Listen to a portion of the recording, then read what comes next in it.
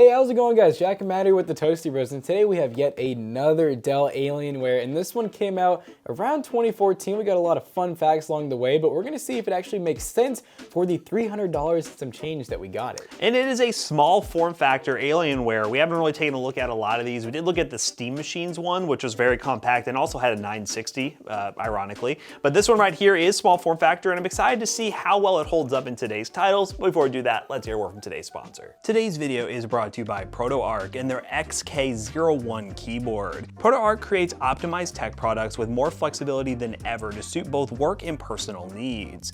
Their XK01 keyboard is a foldable, full-size Bluetooth keyboard with scissor switches. With its low-profile keys and folding design, it's the perfect travel keyboard for anyone on the go. This thing is easy to set up and great for laptops, tablets, and even smartphones. Not to mention, with a 210 mAh battery, this keyboard has 5 months of standby time in a single full charge. Be sure to check the link in the description down below to check out this awesome keyboard, and big thanks again to our friends at ProtoArc for sponsoring today's video. Before we take a look at the Alienware, we just want to let you guys know we're having a really awesome sale at PC Bros on Veterans Day. Use VET10 to get 10% off any item over at PCBros.tech. We got a lot of awesome inventory, so go over there. Let's take a look at this Alienware. So we've done a lot recently where we just take a look at older systems. We've looked at some Dell Alienwares, we've looked at some Razors, we've looked at quite a few things, honestly, even some Windows 95 systems, and you guys just seem to love when we take a look at older stuff, and we like it too because, well, back in 2012, 2013, 2014, Matt and I were really starting to get into gaming PCs. I remember looking at Alienwares back in the day, really wanting one. I remember looking at some of the small form factor ones, so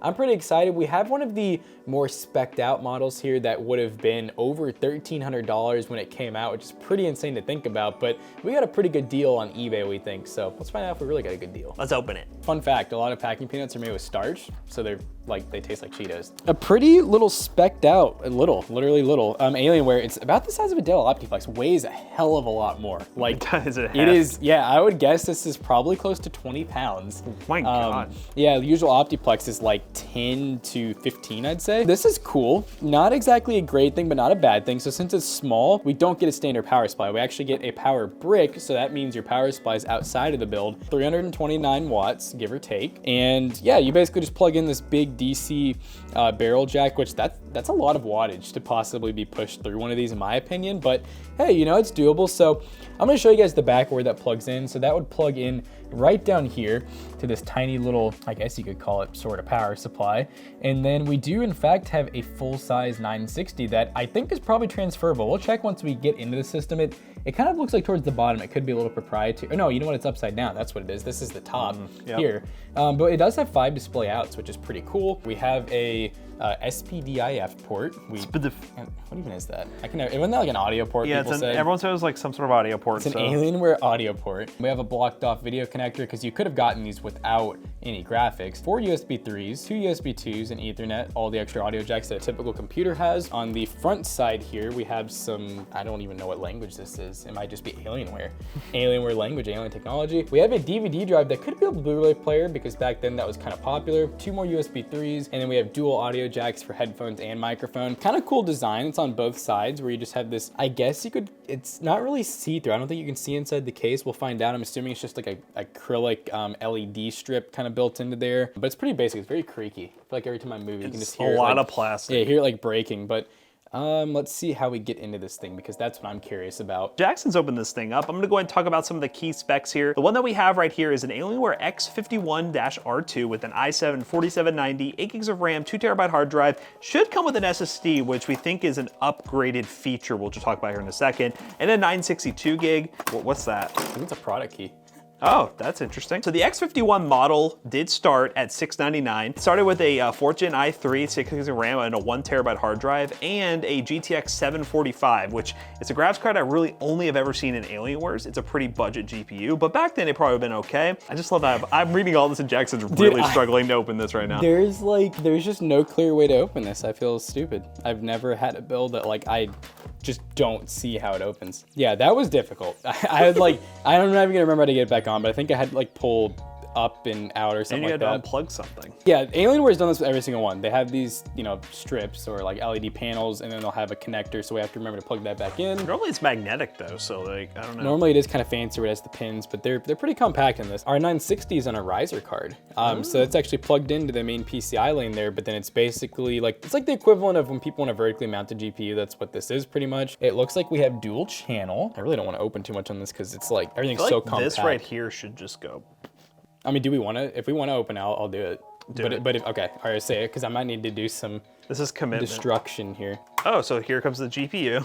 Oh yeah, wow, the Wow, whole... it just, okay. Oh, that's so weird. Reference card, yeah. So, okay, I don't even know. This just was like loose in there. So that's like a support bracket. Reference style card that could really use a cleaning. Maybe that's something we should do while we're in here. We have a Toshiba drive that it should have came with an SSD if it had these specs. And I think it did have these specs because that's not The an easy 960 upgrade. and i7 was supposed to be the 1600 model with a 256 gig SSD. Yeah, so. and did it come in with a 2 terabyte hard drive, right? Yes, but this has also, a 1 terabyte. It also has 16 gigs of RAM. This one only has 8, supposedly.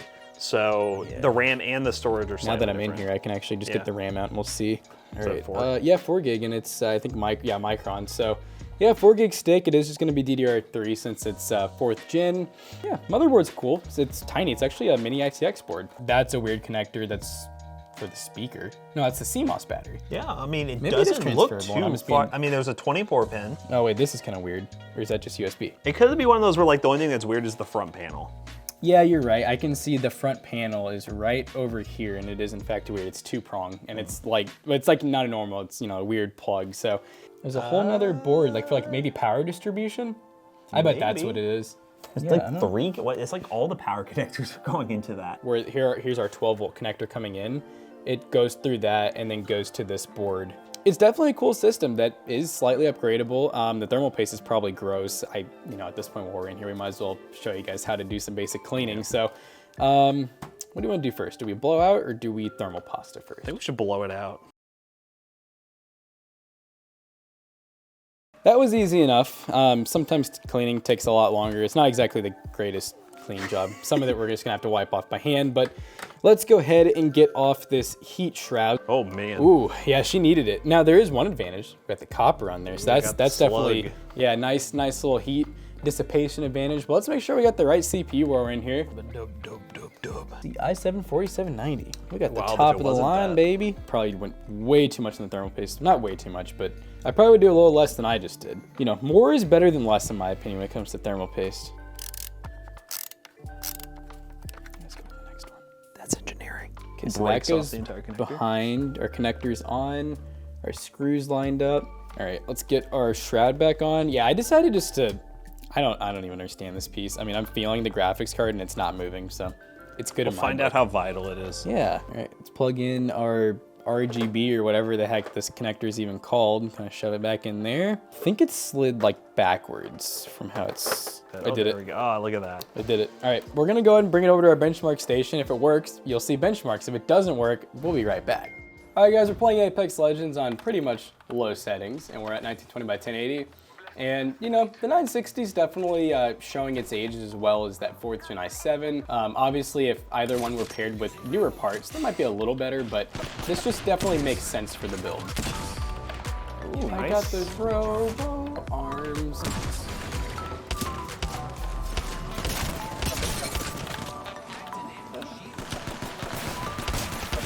Yeah, Eva. Oh, you gotta be kidding me, dude. You've gotta be kidding me. This is the battle of the bots. I'm so bad. Oh! Sneaky. I know he knew I was there. Oh yeah. Oh! We're clutching yes. up. What? I didn't even shoot anyone. Flawless? You did nothing. About here is the back marker. Oh, yeah. I thought that was an enemy. I was like, I'm done for. I should really be up here helping my teammate, but. Oh, God. Oh man. Well, The peeking heads for you. Oh. good. I tried to hit him. Yeah, this is an old computer. I mean, the 960, you know, we'll get at least 60 FPS. Not incredibly playable in a game like Apex, but it'll run. We're gonna try some Overwatch 2, which I think will actually run pretty well. All right, guys, we are now in Overwatch 2 or Overwatch, whatever you want to call it. You know, it's basically the same game. We're on high settings and we're getting 100 FPS. Ah! We might get the junk kills though. Probably not. Oh, goodness. Forgot how to play this game. Clean up, clean up. You hit one, let's go. Let's go. Yeah! Go into my trap. That worked. Leave me alone. Oh! Oh, wow, that was, oh, I still hit him. Still hit him. Situation calls for more bombs, exactly. Ah! Oh, he is ripped tiring. Yeah, Overwatch, 100 plus FPS. I mean, Overwatch is a pretty easy game to run, so you can run on pretty much anything, getting at least 60 FPS. This Lucio's insane, absolutely insane. So we're gonna go ahead and do run some built-in benchmarks. So we're gonna really push things to its limits, and then kind of just wrap this video up real quick and talk about this computer as a whole. Obviously, the specs are older, so we kind of expected benchmark numbers like this, but yeah, it's an interesting piece of hardware to say the least. My lord, okay. It's crazy.